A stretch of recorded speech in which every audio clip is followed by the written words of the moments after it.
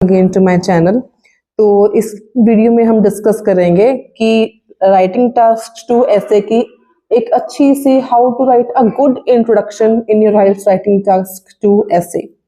और हमने जैसे कि आपको पता है जो एग्जाम है आईएलटीएस का वो आईडीपी कंडक्ट करता है और हमने किसी को नहीं फॉलो करना, हमने फॉलो करना है सिर्फ आईडीपी को। What IDP says that how your introduction in ऐसे लुक्स लाइक। सो हमने फोकस करना है आईडीपी की इंस्ट्रक्शंस पे कि आईडीपी क्या कह रहा है, आपकी इंट्रो कैसी होनी चाहिए। सबसे पहली बात what IDP says, begin with a general statement and then focus in on the details of the question. मतलब क्या है, हमें अपने एक जो जनरल स्टेटमेंट है उससे हमने स्टार्ट करनी है अपनी इंट्रो।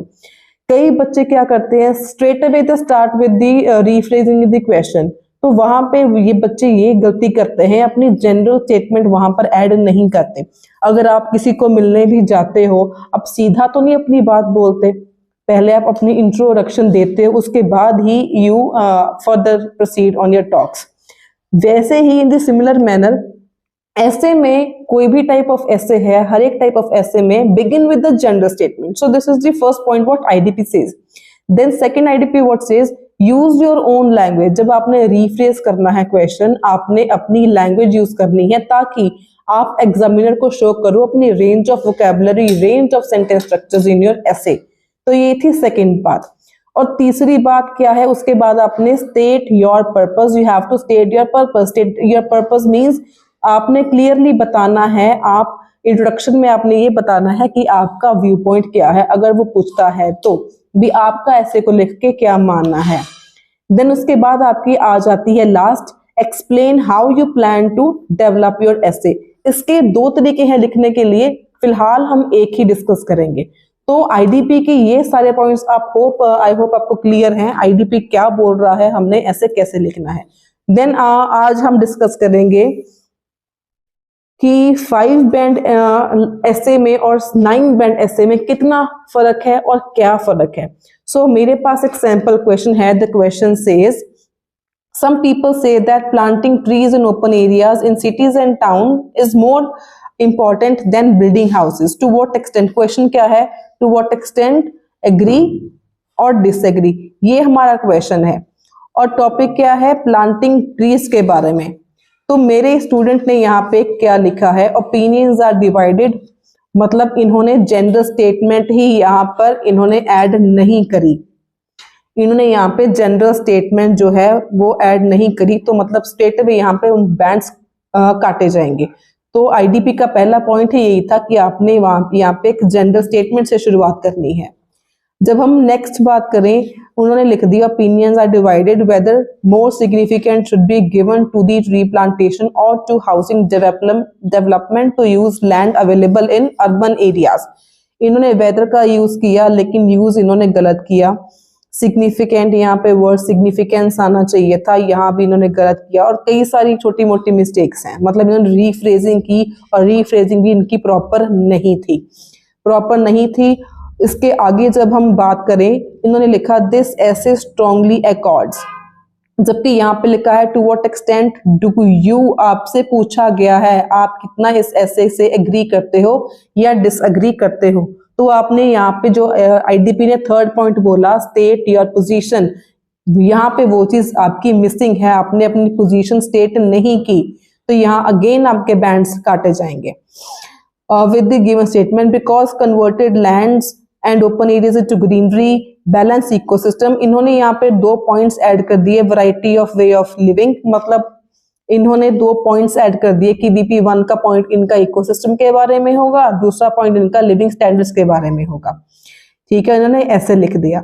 तो ये मतलब जनरल लाइन से शुरुआत ना करना, वेदर का सेंटेंस का यूसेज गलत करना और थीसिस स्टेटमेंट में भी ग्रामर मिस्टेक्स होना। सो इन सब के कारण आपके सिर्फ 5 बैंड ही आपके रह जाएंगे, नॉट मोर देन दैट। सो हमने क्या करना है, आईडीपी के अकॉर्डिंग चलना है जैसे मैंने आपको बताया। और मैंने देखो क्या लिखा है, तो what I have written according to the IDP, IDP का पहला पॉइंट था start with a general statement, तो मैंने जनरल स्टेटमेंट से शुरू किया। Tree plantation improves wild life habitat and supports biodiversity. Biodiversity, wild life habitat are itself very broad terms, तो इसमें सारा कुछ कवर हो गया। तो ये थी शॉर्ट सी मेरी जनरल स्टेटमेंट, टॉपिक के रिलेटेड ओनली, टॉपिक से बाहर जाने की कोशिश मत कर रहे हैं बिल्कुल भी। सेकेंड बात आईडीपी ने क्या बोली, rephrase in your own language. तो क्वेश्चन क्या था, भी ओपन एरियाज को कवर करने के लिए ट्रीज प्लांटिंग किए जाएं या अकोमोडेशन के लिए हाउसेस बनाए जाएं। तो मैंने क्या लिखा, whether open area should be exploited का मतलब होता है यूज या यूटिलाइज करना, फॉर प्लांटिंग पर्पसेस और एकोमोडेशंस। जो ओपन एरियाज हैं उनको अकोमोडेशन के लिए यूज किया जाए या प्लांटिंग पर्पसेस के लिए किया जाए। हैज, यहाँ पे has been a debatable topic, ये एक डिबेटेबल टॉपिक है। आप जब भी रिफ्रेश करो कोशिश करो कि वेदर लगाओ, क्योंकि whether is a conditional sentence and using at least 3 conditional sentences in IELTS writing task 2 is a prerequisite. So इससे आपका इंट्रो बहुत ही ज्यादा इंप्रेसिव बन जाती है। वेदर का यूज करो और ये जरूर लिख दो, have been a debatable topic. ठीक है, तो ये हो गया शॉर्ट सा आपका रीफ्रेजिंग। उसके बाद थर्ड हमने अपनी पोजीशन स्टेट करनी है, जैसे कि आईडीपी ने बोला स्टेट योर पोजीशन। मैंने क्या लिखा, क्वेश्चन था to what extent do you agree, हमें पूछ रहे हैं तो हमने अपनी पोजीशन बतानी है। I believe in promoting greenery, मैं ग्रीनरी प्रमोट करने में बिलीव करती हूँ। हाउएवर, लेकिन जब आप लगाओ, जब आप हाउ एवर यूज करो उसके पहले सेमीकोलन यूज करो और कॉमा यूज करो। दिस इज 9 बैंड स्ट्रक्चर, बहुत ही ज्यादा इंपॉर्टेंट है, अच्छा है, इसको कोशिश करो कि आप इंट्रो में जरूर यूज करो। However the idea of constructing buildings to accommodate rising population could not be ignore. मैं ग्रीनरी को प्रमोट करने में बिलीव करती हूँ, लेकिन जो पॉपुलेशन इंक्रीज हो रही है उसको भी तो अकोमोडेट करने के लिए हमें बिल्डिंग्स चाहिए, तो इसको हम इग्नोर नहीं कर सकते। मैंने मतलब एग्री डिसएग्री हमने पार्शल कर दिया, दोनों पॉइंट्स मैंने बता दिए।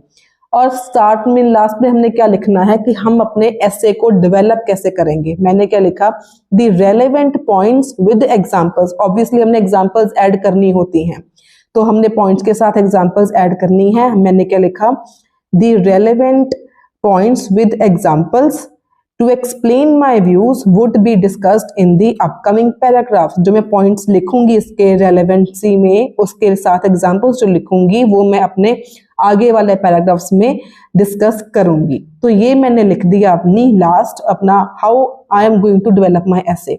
सो this is a 9 band introduction. आपने 9 बैंड की इंट्रो कैसे लिखनी है, एग्री डिसएग्री की। अगर आपको ये अच्छा लगा तो do like share and subscribe my videos. और अगर आपको आइल्स के किसी भी मॉड्यूल में प्रॉब्लम है, चाहे वो आइल्स लिसनिंग है, रीडिंग है, राइटिंग टास्क 1 या 2 है, या आपका स्पीकिंग है, अपनी प्रॉब्लम्स को, अपनी क्वेरीज को कमेंट सेक्शन में लिखना मत भूलना। I will be more than happy to help you. So do like share and subscribe my videos. और कल